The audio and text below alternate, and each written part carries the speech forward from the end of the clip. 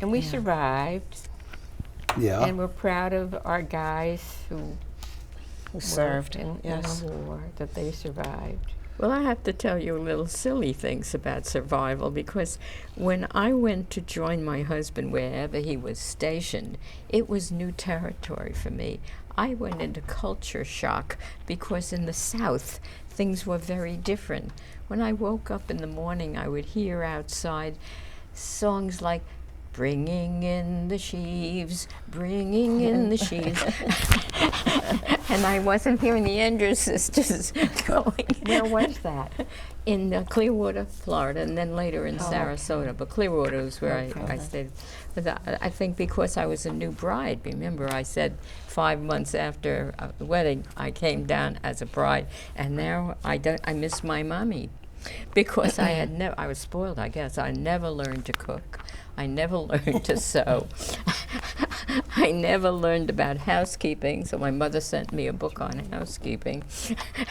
But the thing that saved me was the landlady with whom we lived took a fancy to me and my husband, and she taught me all these things, so thank heaven. So now you're a good Southern cook? Now I can...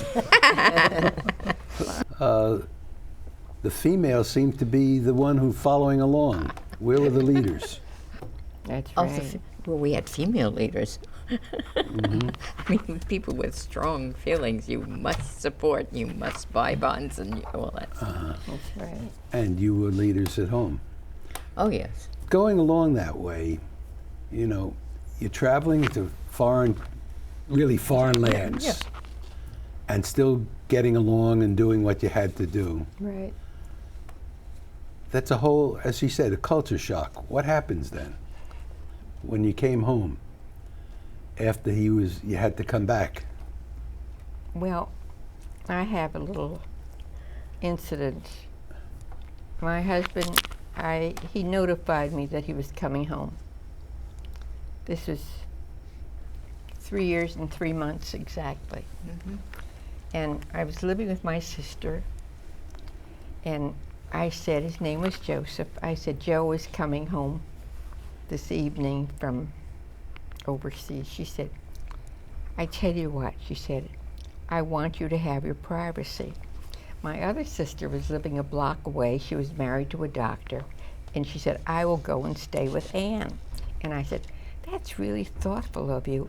And on the other thing, I'm scared to see this perfect stranger knock on the door, and he's my husband. Yeah. So anyway, 5 o'clock came. I'm nervous. I put on makeup 3 times to make sure it was perfect. I put on a beautiful skirt and pretty shoes, and the doorbell rings, and I opened it, and here is this gorgeous looking soldier with his major's things on it.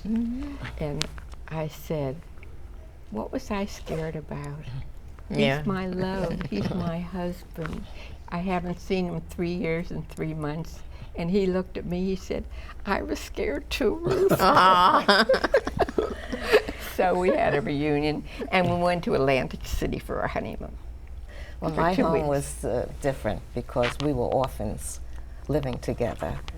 We were 6 children. My brother was 23, and we were 5 girls younger. And my brother did serve. They called him, and we took care of each other. So we were busy. We were very competent in taking care of our home and taking care of the younger sisters. And so, we had experience with that, and so we could cope very well with what happened. But what about your brother? Where was he? He went to the Pacific, and he was an MP. What about the letters from him? He didn't send it to me, probably to his girlfriend. But he went towards the end of the war. They didn't take him right away, and he didn't try to not go. Because by then I had 2 older sisters. One worked and the other one took care of the house, and I was working also. We had 2 younger sisters at home, and we just took care of each other. And so I don't remember struggling that much little things like not having stockings or sugar or whatever, we managed, and it worked out. Your Any- story reminds me, mine is a little different because I was pregnant. And we hadn't seen each other in a while. And if you think you were scared, I thought, oh my God, will he still love me? Because I am so. I would have been doubly scared. Well, it didn't seem to matter. He was very glad to see me. Good. Any last points you want to make, Lucy? Coming home was a delight. Everyone was so excited. All the young folks got together and we went to Times Square to celebrate. The mood was unbelievable.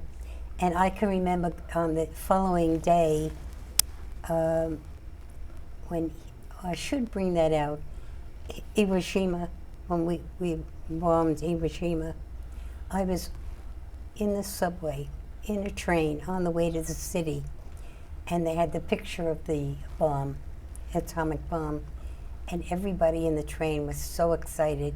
The end of the war, which was good, bad, or whatever. We experienced that. All right. When the boys came home, Well, one exciting thing for me working for Mobil Oil, which was at 26 Broadway, we could see the ships when they brought the men home. And we looked, it was so exciting to see that ship come in with the fellas. They were waving, and it was just such a happy, happy time. It was. I remember too the excitement of friends who had husbands overseas and so forth. And yet there were some sad stories too. I don't have to tell you. People they lost, men they lost. And I remember that so well, and we just prayed. We were so thankful to see our husbands home alive, where some did not get home. And it was such a feeling with that war, with what we went through, the women, and of course the men overseas. And I do believe it has to have been duplicated with other wars too, with Vietnam. Was it true? Yes. With the war now, is everybody in it like we were in World War II? It was No. different. It's different. Yeah. But I I read after Vietnam how many young men never came home. So war is war. War is Whether it's our absolutely. era or was further with Korea or Vietnam, it's war. It's But a let me horrible, ask you the other horrible question, place. though. Yes. World War II, as compared to the other wars, in World War II, who wasn't involved? Who was not? Who was not involved in the war in some way or another? I have no idea. That's exactly the point, isn't it? Who would not be Everybody was involved in Everybody World War was II. involved. Everybody had something in Yes. World War II. Yes. What did we have in the others? Today in Afghanistan and Iraq.